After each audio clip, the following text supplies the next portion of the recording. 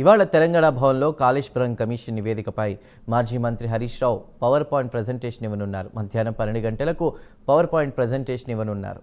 రాష్ట్రంలో 32 జిల్లాల్లో BRS party కార్యాలయాల్లో స్క్రీన్లు ఏర్పాటు చేశారు.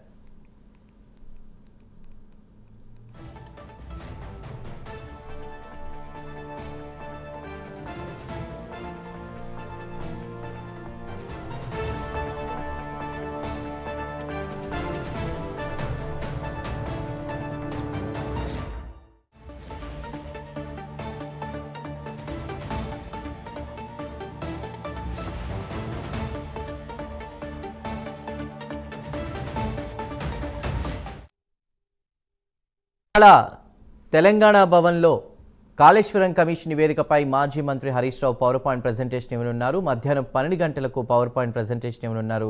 రాష్ట్రంలో 32 జిల్లాల్లో బీఆర్ఎస్ పార్టీ కార్యాలయాల్లో స్క్రీన్లు ఏర్పాటు చేశారు.